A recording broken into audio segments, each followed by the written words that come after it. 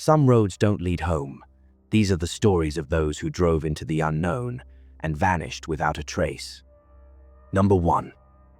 Beverly Hills is a world of glassy perfection, hedges trimmed like sculptures, gates that whisper open to reveal sprawling mansions with infinity pools, chandeliered foyers, and closets bigger than most apartments. Celebrities come and go, fortunes rise and fall, but one thing never changes. Real estate is gold here, or at least, it's supposed to be. But there are exceptions. Mansions that sit too long, listings that quietly disappear, only to return later under different agents, different names. Homes so stunning they should be snapped up in seconds, yet year after year, they remain unsold. It's not the price, not the location, it's something else, something colder. These are not just difficult properties, these are haunted ones. And not the fun kind with creaky stairs and flickering lights. We're talking about the kind that unsettle you before you even cross the threshold. The kind that make agents cancel showings without explanation. The kind that whisper in the dark. 5 mansions, 5 stories, 1 truth. Not every dream home in Beverly Hills wants to be lived in, and some of them don't let go. Number 2. The Benedict Canyon Banshee. Tucked into the winding curves of Benedict Canyon, hidden behind a wall of jasmine and ivy-covered gates, sits a Spanish-style villa that could have been pulled from a dream or a vintage film reel. Arched doorways, red clay tiles, carved wooden beams, and an ivy-covered courtyard fountain that once gurgled beside whispered conversations between Hollywood's elite. In the 1940s, it played host to rap parties and candlelit affairs. Lore has it that Ava Gardner danced barefoot beneath the bougainvillea, and Orson Welles once stayed for an entire summer, scribbling revisions to a script no one ever found. But that was then. Now, the house sits still. The air around it is different, thicker, like it remembers something it wants you to forget. The first red flag is always the temperature. Even in the height of August, the hallways are cold enough to fog a mirror. Visitors speak of sudden drops in warmth, of the sound of dripping water when there's no leak, of footsteps clicking across the second floor when no one is upstairs. And then there's the scream. It's high-pitched, jagged, sometimes distant, sometimes right behind you. Multiple owners have described it without ever comparing notes. The voice of a woman in pain, rising through the walls like steam. Some say it comes at 3:12 a.m. exactly. Others say it doesn't matter the time it waits until you're alone. Shadow figures have been caught in the corners of smartphone cameras just out of frame. One former tenant, a director known for horror films, lived there less than 6 months before packing up without a word. A mover hired to retrieve his things refused to enter the main hallway after seeing something watching me from the stairwell mirror. That mirror, by the way, has since been removed. It cracked clean down the middle shortly after.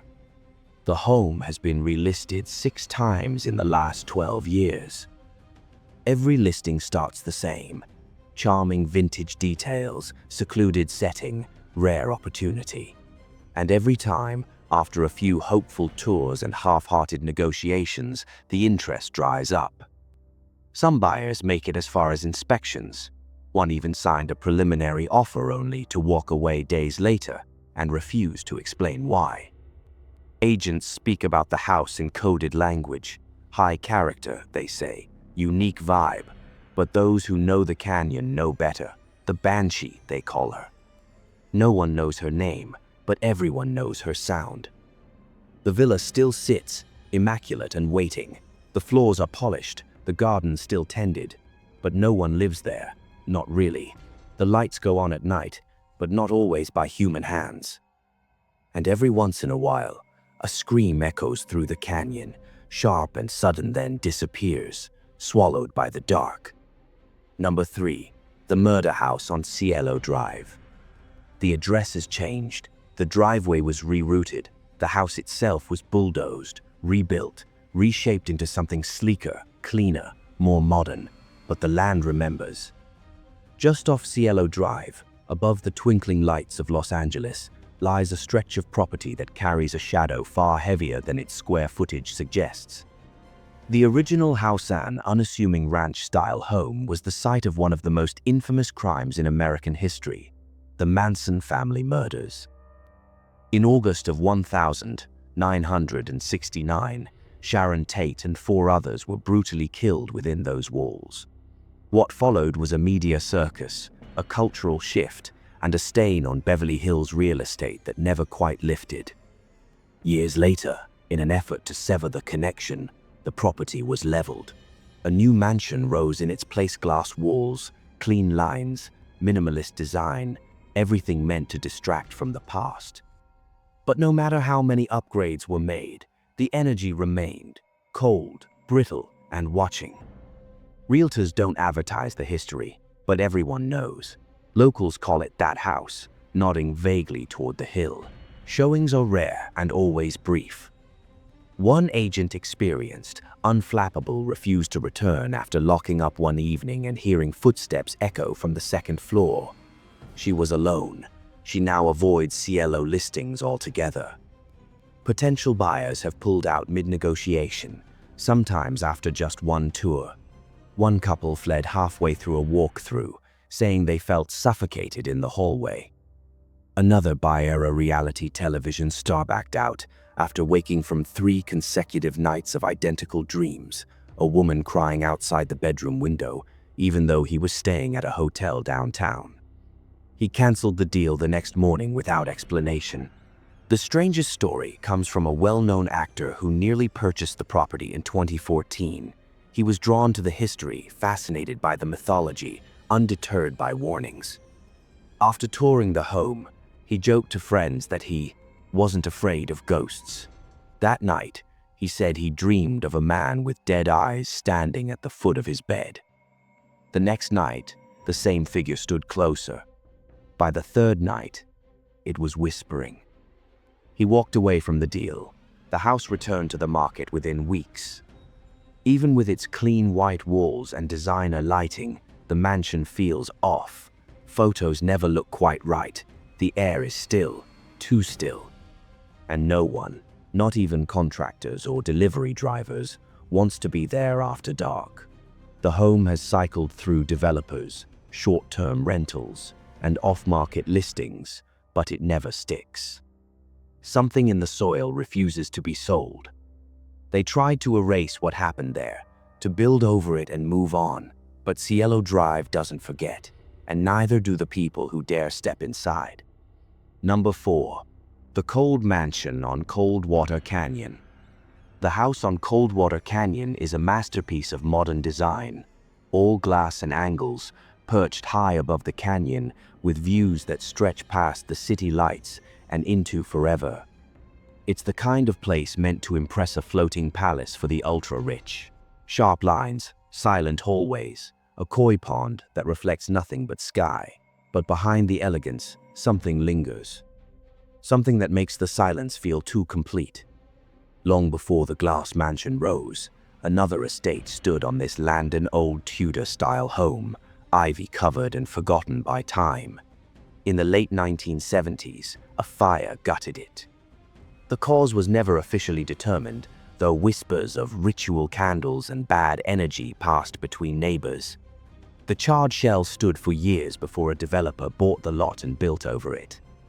Clean slate, or so they thought. From the beginning, things were off. The appliances had minds of their own, coffee makers clicking on in the middle of the night, stovetops heating themselves. One housekeeper quit after hearing opera music echoing from the empty media room, growing louder the closer she got. It stopped the moment she opened the door. The room was dark. The speakers were unplugged. The staff called it the chill, not the temperature, though the place often felt cold even when the sun burned outside. This chill was heavier, like being watched. Like walking into a room where someone had just been, only no one ever was. It's been on and off the market for over a decade. Lavishly staged, always photographed at golden hour, the listing reads like a dream. 5 bedrooms, glass elevator, zero-edge pool, meditation room, but it never sells. Offers fall through in escrow without explanation. Potential buyers leave promising a call back and never return. One couple toured the home during the day and insisted on a second visit after sunset. Halfway through, the wife froze in the hallway and said, "We're not alone." They never came back. Neighbors keep quiet. Ask them about the place and you'll get polite nods, careful deflections. One elderly woman finally said it flatly, "That house never should have been built." When asked why, she only replied, "Because something was already there." The most chilling account came from a local priest brought in by the owner after a string of unsettling events. He walked the property in silence, stopping at the edge of the koi pond where the old home's fireplace had once stood. He refused to step closer. According to a witness, he simply shook his head and muttered, "It's already occupied." The owner left soon after, citing work overseas. The home sits empty now, immaculate, show-ready, and utterly lifeless. At night, the lights flick on one by one, as if the house is trying to remind the canyon it's still here, still watching, still cold. Number 5. The house that watches Mulholland Drive. At the end of a quiet cul-de-sac on Tower Grove Drive, behind high hedges and a rusting iron gate, stands a mansion that was never truly finished. A shell of grandeur, white stone columns, towering windows, scaffolding still clinging to one side like a forgotten limb. On paper, it's a luxury estate. 12 bedrooms, imported marble, a wine cellar the size of a subway station. But the story behind it reads more like a ghost novel than a property listing. Years ago, it was purchased in silence by a foreign billionaire whose name never made it to the mailbox.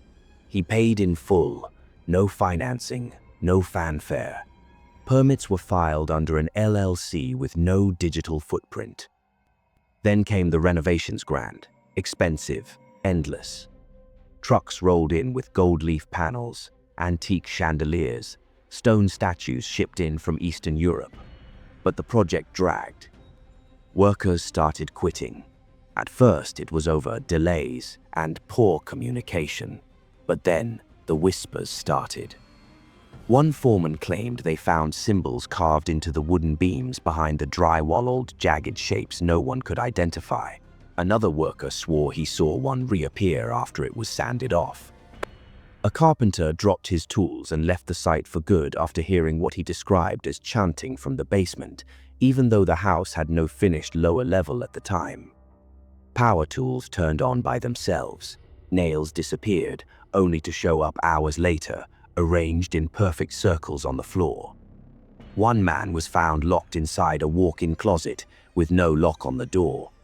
He refused to speak about what happened and never came back. Then, one day, the billionaire vanished. Not in the literal sense, he didn't disappear off the face of the earth, but the payments stopped. The crew was dismissed. The trucks stopped coming. The site was abandoned mid-construction, with plastic sheeting flapping in the wind and half-finished frescoes staring blankly from the ceiling. Realtors have tried to revive it, pushing the narrative of a rare opportunity to complete a dream estate. But potential buyers get one look and lose interest. Some don't make it past the driveway. One investor reportedly had a panic attack while walking through the atrium and insisted on a priest before he'd even consider a second visit. Now the mansion sits untouched, its promise of opulence slowly decaying. Weeds crawl up the columns. The fountain in the circular driveway is dry and cracked. Motion lights still flicker on at night, though no one walks the grounds. And if you stand at the locked gate just after dusk, you might hear something, a faint sound behind the stone walls. Not wind, not animals. A voice, speaking a language no one recognizes. Number 6. When no one will buy. In Beverly Hills, empty mansions don't make sense. Every square foot is a billboard for wealth. Every sale a silent status war. But some homes don't care how rich you are. They don't want you. They push back. These places weren't just passed over, they were abandoned, renovated, rebranded, relisted again and again, but still they sit, silent, watching. Something about them repels the living. Not because of bad floor plans or poor design, not because of rumors even. It's deeper than that, older. These houses don't just haunt people, they choose them. And when they're done, they let go with a whisper, a bruise, or a dream you never quite forget. In a city obsessed with the next big thing, these forgotten estates remain frozen, untouched by time, but never truly still. Lights flicker on when no one's home. Music drifts through empty rooms. Contracts fall through, and every now and then, someone drives by too slowly, looks a little too long, wonders if the stories are true. Maybe it's not about location. Maybe it never was. Maybe some places were never meant to be lived in. So the question is no longer, what's the asking price? It's, would you dare step inside if the key was free?